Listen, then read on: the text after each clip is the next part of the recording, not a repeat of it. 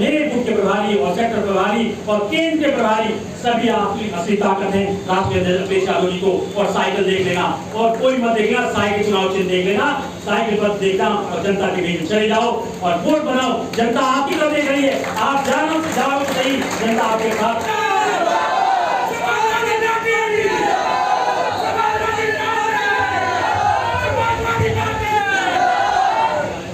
जो अखिलेश यादव जी कह रहे हैं उत्तर में समाजवादी पार्टी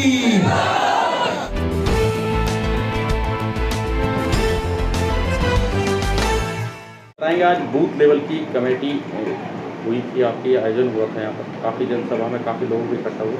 चुनाव की तैयारियाँ जो है वो अब जोरों पे हैं। कैसे देखते हैं वो आगामी जो कार्यकर्ताओं का जो रुझान है वो किस तरह से नज़र आ रहा है? बाबा साहब डॉक्टर अम्बेडकर ने संविधान में ये अधिकार दिया है कि लोग जो चुनी हुई सरकारें हैं अगर संवैधानिक दृष्टि से काम नहीं कर पा रही हैं और लोकतंत्र को लगातार कमज़ोर कर रही हैं तो उन्हें अपना कीमती मत देकर बदल सकते हैं, और 5 साल में उन्होंने ये प्रावधान किया है। उसी क्रम में उत्तर प्रदेश में विधानसभा के चुनाव होने हैं, और मैं आप लोगों का धन्यवाद करता हूं कि आप लोगों ने ये प्रश्न उठाया। हमारी पार्टी पूरे देश में राष्ट्रीय अध्यक्ष माननीय अखिलेश यादव जी के नेतृत्व में प्रदेश में सभी विधानसभाओं पर काम कर रही है, और उनका निर्देश है कि बूथ को मजबूत करिए। बूथ अगर आपका मजबूत है तो आप 400 सीटें जीत सकते हैं, और लक्ष्य 400 है और मिशन 2022 है। श्री अखिलेश यादव जी को मुख्यमंत्री बनाना है। उसी क्रम में आज जिला महासचिव वीरेंद्र यादव एडवोकेट के नेतृत्व में सेक्टर प्रभारियों का, बूथ प्रभारियों का और वरिष्ठ नेताओं का तथा समाजवादी पार्टी के कार्यकर्ताओं का यहाँ पर सम्मेलन आयोजित किया गया, और इसमें आज के कार्यक्रम के मुख्य अतिथि रहे पूर्व महानगर अध्यक्ष और समाजवादी पार्टी के वरिष्ठ नेता, जुझारू नेता, पिछड़ों दलितों में लगातार काम करने वाले और अंतिम वक्त की लड़ाई लड़ने वाले भाई जेपी कश्यप ने किया, और महिला आयोग की पूर्व सदस्य राजे देवी चौधरी ने इसकी अध्यक्षता की। सम्मानित अतिथि हमारे भाई तेजराम यादव जी एडवोकेट, जो उत्तर प्रदेश के सचिव अधिवक्ता सभा के, वो भी इस कार्यक्रम में मौजूद रहे। समाजवादी पार्टी के वरिष्ठ नेता बाबू सिंह आर्य, जो कई बार यहाँ पार्षद रहे हैं और ये मीडिया में भी इन्होंने अपना कीर्तिमान स्थापित किया है। किसानों और मजदूरों में लगातार काम करते हैं ये। तो नेताजी, आज गुरु मंत्र क्या दिया गया है यहाँ कार्यकर्ताओं को? गुरु मंत्र ये तो प्रबुद्ध कार्यकर्ता है, बात तो सब समझते हैं। और गुरु मंत्र असली यह है कि यह सरकार चाहे वो केंद्र की हो चाहे उत्तर प्रदेश की हो, हर मोर्चे पर विफल हो गई है। आर्थिक खत्म, शिक्षा गर्हित अवस्था में पहुंच गई है, स्वास्थ्य का आप लोगों ने देखा कि कोरोना काल में वैश्विक महामारी में लाखों लोग असमय काल के बारे में चले गए। यहाँ तक कि पवित्र गंगा नदी लाशों से पट गई, जमुना में लाशें तैरती रही।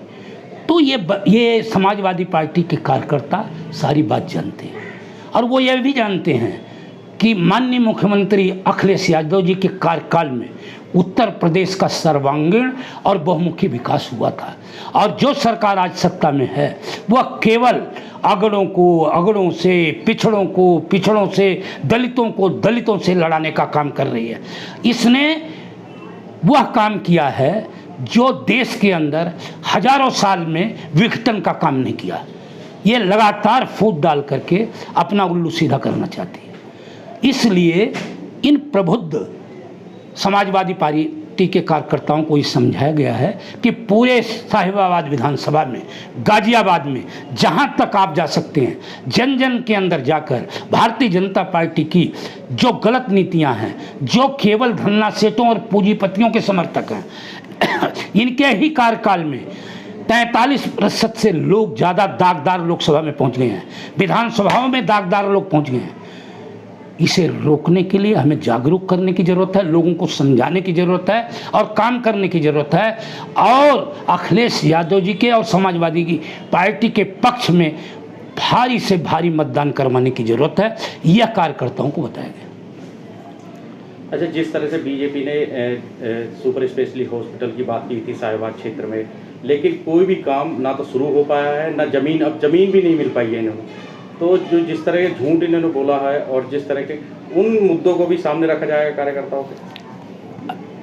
मैं लगातार बोलता हूँ कि ये हजारों साल से जिस विचारधारा का प्रतिनिधित्व करते हैं, वहाँ झूठ, फरेब, पुराण, भ्रम फैलाने का काम होता है, और जनता को ये बात समझना चाहिए। जनता इस बात को नहीं समझी, तभी तो आज 130 करोड़ के देश में 90 करोड़ को केवल 5 किलो सड़ा हुआ गेहूं दिया जा रहा और बकाया जा रहा। और यह केवल कहते ही कहते हैं, करना इन्हें नहीं है। मैंने एक बार कहानी भी एक सुनाई थी कि शंखिनी तो चली गई, केवल डपोर शंख बची हुई है। ये कहते ही करते हैं, करते कुछ नहीं है। और यह बात कार्यकर्ताओं को पता है। झूठ कब तक चलेगा? कौन नहीं जान रहा कि महंगाई बढ़ गई, खाद्यान्न ने आसमान पर पहुंच गया, डीजल और पेट्रोल के दाम आसमान छू रहे हैं, सारी चीज़ें जीएसटी में आ गई, 18% और 28% और 12% पर आ गई हैं। क्यों नहीं पेट्रोल और डीजल को और रसोई गैस को और सीएनजी और पीएनजी को क्यों नहीं 18% के टैक्स में लाया जाता? यहाँ जीएसटी से मार दिया, नोटबंदी से मार दिया। क्या आम जनता को भी यह बात पता है? लेकिन आम जनता को भ्रम में पैदा करके इन्हें जातियों और धर्मों में बांटा गया, जबकि हमारे पुरखों ने, चाहे डॉक्टर अम्बेडकर हों, महात्मा गांधी हों, डॉक्टर लोहिया, वो हमेशा कहते थे कि जात की बात न करो, जमात की बात करो। जात तोड़ो और जमात को जोड़ो। हमें सबके कल्याण की बात करनी है। समाजवादी सबका कल्याण चाहता है और हमारे कार्यकर्ताओं को भी ये पता है। वो जन जन में जाकर वो कहेगा बहुत हो गई जात की बात, अब करो काम की बात। नेताजी, आपने एक नारा दिया था अभी जनता के बीच में, उसे दोहराना चाहेंगे? क्या नारा जो आपने दिया था अभी जब आप मंच पे थे जनता के लिए? मैंने नारा दिया था कि हमारी विचारधारा गांधी की विचारधारा है, हमारी विचारधारा भगवान बुद्ध की विचारधारा, डॉक्टर अंबेडकर की विचारधारा, डॉक्टर लोहिया की विचारधारा। हम काम शिष्टाचार से करेंगे। हम सबको समान समझते हैं। हम समता, समानता, न्याय और बंधुता लाना चाहते हैं, और उनकी विचारधारा सावरकर की विचारधारा है। उस विचारधारा पर हम नहीं चल सकते। हम शिष्टाचार से काम करेंगे, और शिष्टाचार से काम करके ये जो झूठ फैलाने वाली ताकतें हैं उनका मुंह तोड़ जवाब हमारे कार्यकर्ता देंगे, हम लोग देंगे। हाँ सर, बूथ लेवल की जो मीटिंग हुई आपकी, इसमें कितने लोग जुटे, थोड़ा बताएं। मुझे जो टाइम दिया गया था 11 बजे, मैं राइट टाइम के हिसाब के 11 बजे के हिसाब से यहाँ पे पहुँचने वाला था। जब मैं आया तो मुझे गाड़ी बहुत दूर पार्क करनी पड़ी और मैं पैदल चल रहा था। पूरी रोड पे कार्यकर्ता ही कार्यकर्ता यहाँ पे थे, और मुझे पहुंचने में वहाँ तक 10 मिनट लग गए, क्योंकि मैं काफ़ी दिन बाद कार्यकर्ताओं से मिल रहा था, तो मिल भी रहा था मैं, लेकिन मुझे 10 मिनट लग गए, जिसकी वजह से मैं मंच पे पहुंचने में भी लेट हो गया। हज़ारों से भी ज़्यादा की भीड़ आज यहाँ कार्यकर्ताओं की थी, जनता की नहीं। जो पार्टी के कार्यकर्ता थे उनकी भीड़ यहाँ हज़ारों से भी ज़्यादा थी। पूरी रोड और अंदर जगह नहीं थी। जिला महासचिव की क्या कैसी भूमिका रही, देखते हैं? देखिए, जिला महासचिव जो हैं हमारे वीरेंद्र यादव जी, ऐसे यदि गाजियाबाद में 10 नेता मिल जाएँ तो मैं लोकसभा का चुनाव लड़ लूँ। वीरेंद्र जी ने बताया मंच पे आप राजनीतिक गुरु हैं वीरेंद्र के, और उन्होंने 1.5 लाख का आंकड़ा दिया है पार करने के लिए। क्या उससे क्या सच्चाई है, उससे थोड़ा प्रकाश डालें। देखिए, 1977 में नेताओं ने एक कविता सुनाई थी कि सिंहासन खाली करो के जनता आती है, और अब उसका उल्टा हो गया है। जनता कह रही है कि सिंहासन से जाओ, हमें आप नहीं चाहिए हो, हमें गंगा में बहती हुई लाशें नहीं चाहिए, हमें 900 रुपये का सिलेंडर नहीं चाहिए, हमें 100+ डीजल नहीं चाहिए। मैं आपको एक नेताजी का संस्मरण बताना चाहता हूं। जब कैबिनेट मंत्री थे तो डीजल, जो पेट्रोलियम मंत्री थे, वो डीजल का रेट बढ़ाने के लिए उन्होंने जो है कैबिनेट में प्रस्ताव रखा। नेताजी ने खड़े होकर उस प्रस्ताव का विरोध किया तो जो मुरली देवड़ा उस टाइम पे पेट्रोलियम मंत्री थे, उन्होंने कहा कि भाई सरकार कर्जदार हो जाएगी। तो नेताजी ने उनको कहा कि सरकारें कर्जदार होती हैं, जनता कर्जदार नहीं होगी, और उन्होंने रेट नहीं बढ़ने दिए। आज ये सरकार बिल्कुल लूट तंत्र की सरकार है, झूठों की सरकार है। कोई एक वादा जो इन्होंने करा हो, एक झूठ आज बोल जाओ, कल दूसरा बोल दो, परसों तीसरा बोल दो, मतलब इनके झूठ गिनवाने के लिए एक डायरी रखनी पड़ रही है। कितने काम इन्होंने दिए, एक योजना इनकी सफल हुई हो वो बता दो। हम गाज़ियाबाद की यदि बात करें तो जो गाज़ियाबाद के पुराने साथी हैं, पत्रकार बंधु भी हमारे, कि यदि उनको इधर प्रेस कॉन्फ्रेंस के लिए बुलाते थे तो 1 घंटे से ज़्यादा उनको हिंडन के पुल पे लग जाता था। 3 पुल हमने हिंडन पे बनाए, और बाय द वे इनकी सरकार आते ही एक पुल गलती से दुर्भाग्य से टूट गया। उन्होंने कहा था 6 महीने में बनवा देंगे, अब सरकार जाने वाली हो रही है, अभी तक वो पुल नहीं बना है।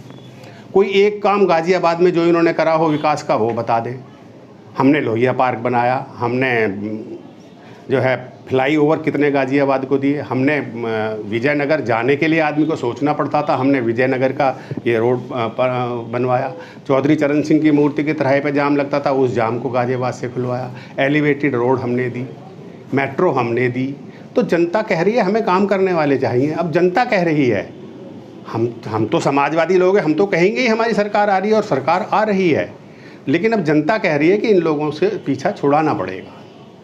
आप देखेंगे कश्यप जी, नेताजी ने अभी कुछ दिन पूर्व कार्यकर्ता संबंधित, नेताजी से मेरा मतलब मुलायम सिंह जी ने कहा था कि कार्यकर्ता हवा में रहें, बूथ पे काम करें। इस पर क्या आप कहना? देखिए, नेताजी जमीनी नेता हैं, उनको भी पता है सरकार आ रही है, लेकिन वो ये जानते हैं ज़्यादा अति उत्साह जो है ना नुकसान दे जाता है। भ्रम में ना रहो, भ्रम में ना रहो, अपने बूथ पे पूरा कब्जा करके रखो। उनको भी पता है, इसलिए उनका तो आदेश, उनके जैसे नेता तो देश में, हमारा तो सौभाग्य है कि सुभाष चंद्र बोस के बाद एक ही आदमी के आगे नेता का नाम लगाया, माननीय मुलायम सिंह यादव जी के। हम लोग तो कभी नाम नहीं लेते उनका, नेताजी साहब, हम क्या सभी उनको नेताजी कहते हैं। तो उनकी अपनी समझ है, उन्होंने इसलिए समझाया कि अतिरेक जो है वो ठीक नहीं होता। अपने बूथ पे ध्यान दो, तो बूथ पे ध्यान देना। मैं कितना ही बड़ा नेता हूँ, जब मैं मीटिंग में जाऊँगा तो मेरे से मेरे बूथ की जिम्मेदारी पूछी जाएगी, मेरे बूथ पे कितनी वोट मिली है। एक नया नारा जिले में आया है, नई हवा नई सपा, क्या कहना चाहेंगे इसमें? ये जिले में नहीं है, ये तो पूरे प्रदेश में है। नई हवा है, नई सपा है। सपा नई है क्योंकि अब पुराने लोग हैं, मैं किसी का नाम लेना नहीं चाहता, अब सब नए लोग इसमें आ गए हैं। जो हम पे ठप्पा लगा हुआ था वो सपा नहीं है। समाजवादी पार्टी अखिलेश यादव जी के नेतृत्व में, माननीय राष्ट्रीय अध्यक्ष जी हैं हमारे, और संरक्षक हमारे माननीय नेता मुलायम सिंह यादव जी के दिशा निर्देश में काम कर रही है। क्या आपको लगता है कि धर्म की राजनीति से अब की बार जो कार्यकर्ता है या वोटर है वो उठ पाएगा? आप बात धर्म पे, हम बात कर रहे हैं विकास पे। अब विकास पे पूछिए ना मेरे से, मैं गाज़ियाबाद के आपको सैकड़ों विकास गिनवा दूंगा। पूरे प्रदेश के गिनवाने में तो आप लोग रोज़ दिखाते ही हैं। ये चर्चा ही नहीं करना चाहते किसानों के ऊपर। मैं अभी गांव गया, मैं आपको आपका बताता हूँ। गांव गया तो जब हमारी सरकार थी तो एक पड़ोसी था हमारा, उसके 5 बीघे ज़मीन थी। मैंने उसको एक लोन करवा दिया सरकार से। हमारी सरकार में माननीय मुख्यमंत्री जी ने एक भैंस लेने के लिए एक लोन शुरू किया था, 25 लाख 50 लाख जिसको चाहिए। 5 जितने बीघे ज़मीन 10 लाख रुपए 1 बीघे पे वो कर रहे थे। उसमें उसको 25 लाख रुपए दिलवा के भैंस दिलवा दी, और उसने मकान बहुत बढ़िया बना लिया है। बहुत भैंसें पता नहीं कितनी हो गई हैं। और जो हमारे खेतों में काम करता है वो कह रहा, बाबूजी अब मेरे से खेती नहीं हो रही, आप एक काम करो, हमें तो रात आपकी सरकार में आपने इनको भैंस दिलवा दी है तो इनका काम ठीक हो गया। अब जो है हमें भी भैंस ही दिलवा दो, क्योंकि हम रात भर सांडों को रखा हुए हैं और नुकजी डंडा नहीं मार सकते।